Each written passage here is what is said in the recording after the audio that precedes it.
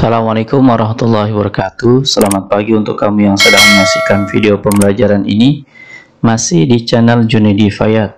Kali ini kita akan membahas pembelajaran 1 subtema 2 di tema 1 untuk kelas 5 SD.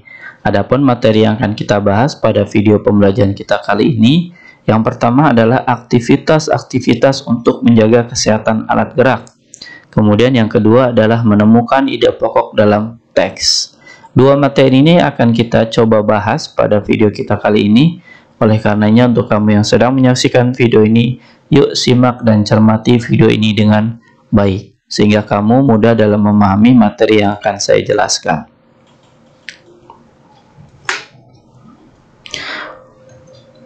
Materi pertama seperti yang tadi sudah kita lihat di awal adalah aktivitas-aktivitas untuk menjaga kesehatan alat gerak. Materi ini materi yang bersumber pada muatan ilmu pengetahuan alam dengan kompetensi dasar 3.1 dan 4.1. Anggota tubuh dapat bergerak karena adanya otot dan tulang. Nah, ingat ya, otot dan tulang adalah merupakan alat gerak yang dimiliki oleh manusia, begitu juga dengan hewan. Dengan bantuan otot dan tulang, kita dapat bergerak sesuai dengan apa yang kita inginkan. Adapun cara menjaga agar otot dan tulang tetap kuat, nah yang pertama adalah di sini mengonsumsi makanan dan minuman yang sehat, yang sesuai dengan kebutuhan tubuh kita. Jangan berlebihan dan jangan makan makanan yang tidak sehat, karena itu berpengaruh kepada tubuh kita sehingga tubuh kita menjadi sehat atau tidak. Selain menjaga makanan, mengonsumsi makanan dan minuman yang sehat, kita juga harus menggunakan pola makan yang teratur. Yang teratur itu maksudnya adalah pola makannya pagi, siang, dan sore. Ketika pola makan kita teratur, maka tubuh kita akan sehat, terjaga, tidak berlebihan, terhindar dari segala macam penyakit. Begitu juga dengan penyakit yang berbahaya tidak akan muncul di tubuh kita kalau kita menggunakan pola makan yang teratur. Badan kita pun terjaga dengan kondisi badan yang bugar, tidak gendut ya, tidak berlebihan berat badan kita kalau kita menggunakan pola makan yang teratur. Terhindar dari segala macam penyakit itu sudah pasti. Makanan sehat, nah, yang baik untuk pertumbuhan tulang dan otot adalah pertama, susu. Nah, susu ini mengandung protein, kalsium, dan lain-lain. Ini sangat penting untuk tubuh kita. Kemudian daging. Daging mengandung sumber karbohidrat yang tinggi, sehingga baik untuk tubuh kita pula. Sayur mayur dan telur mengandung serat, dan telur mengandung protein yang tinggi.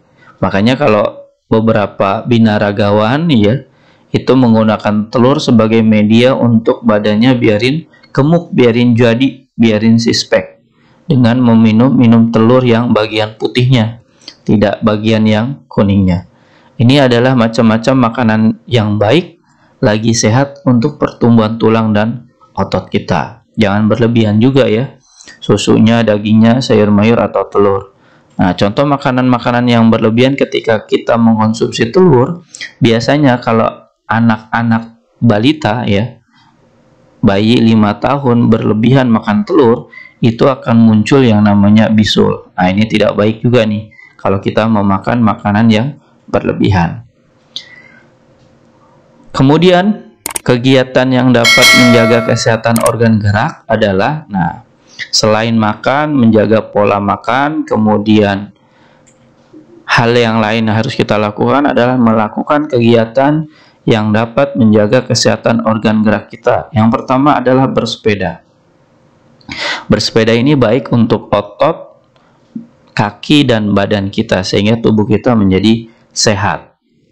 Lanjut yang gratis, olahraga yang gratis murah meriah, yaitu berlari. Nah, berlari ini bisa kita lakukan pada kapanpun, baik pagi, siang, dan sore. Tapi alangkah baiknya ketika kita mau berolahraga, biasanya olahraganya dengan pada waktu pagi hari. Selain bersepeda dan berlari, ada juga berenang. Nah, mungkin untuk saat ini sedang pandemi, untuk berenang pun kita hindari ya, karena ini rawan untuk kita yang sehat. Dikhawatirkan dapat menularkan dari virus penyakit itu sendiri. Yang keempat adalah berjalan. Selain berlari yang gratis, ini juga poin yang keempat adalah fasilitas gratis yang dapat kita lakukan. Kemudian meloncat, meloncat juga begitu. Selain berjalan ada meloncat yang gratis pula. Dan yang terakhir adalah senam. Senam bisa kita lakukan di rumah atau di tempat-tempat aerobik ya yang bisa kita lakukan. Senam pun bisa dilakukan di rumah sebenarnya sambil menyaksikan video senam yang kita saksikan atau kita putar di DVD yang kita miliki. 6 hal ini contoh dari kegiatan yang dapat menjaga kesehatan organ gerak manusia. Adapun kegiatan-kegiatan yang lainnya itu bisa saja menjadi kegiatan yang dapat menjaga. Tapi di sini saya memberikan contohnya hanya 6 saja.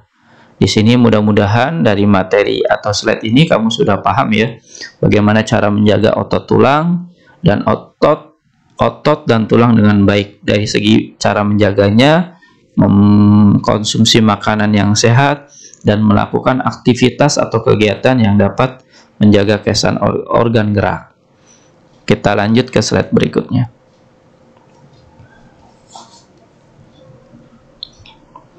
Materi yang kedua adalah menemukan ide pokok dalam teks. Materi ini bersumber pada muatan bahasa Indonesia dengan kompetensi dasar 3.1 dan 4.1. Ide pokok adalah atau merupakan inti permasalahan dari sebuah teks.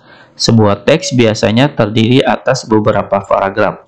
Setiap paragraf memiliki ide pokok yang berbeda.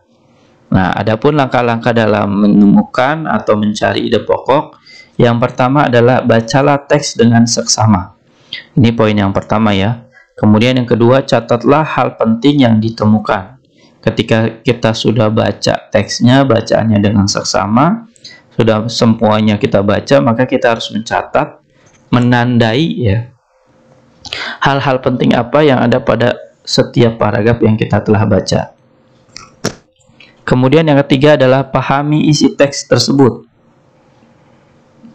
Nah, pada poin yang ketiga ini, memahami isi teks itu biasanya bukan hanya sekali dalam membacanya, karena tiap orang memiliki daya paham yang berbeda. Kadang ada yang cukup sekali baca dia langsung paham, ada yang harus berulang-ulang kali 2-3 kali baru paham.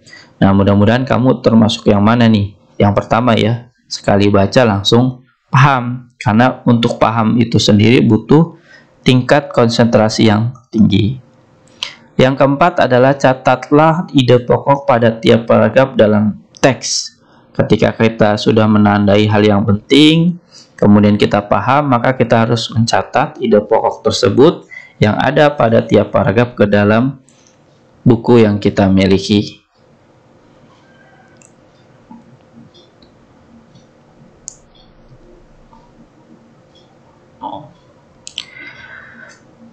Setelah kamu menyaksikan video ini dari awal ya, dari materi pertama dan materi kedua, silakan kamu jawab soal latihan berikut, terdiri dari 4 soal, dan soal ini pun diambil dari soal pada video kita kali ini. Jawablah keempat soal ini dengan jawaban hasil karya kamu sendiri, tanpa harus meminta atau menerima bantuan dari orang lain. Selamat mengerjakan, selamat mencoba, saya doakan kamu bisa dalam menjawab soal-soal ini dengan jawaban yang benar dan tepat. Demikianlah pembahasan kita pada video pembelajaran kita kali ini. Semoga dengan video ini kamu dapat menambah wawasan dan ilmu pengetahuan kamu. Terima kasih telah menyaksikan video ini. Wassalamualaikum warahmatullahi wabarakatuh.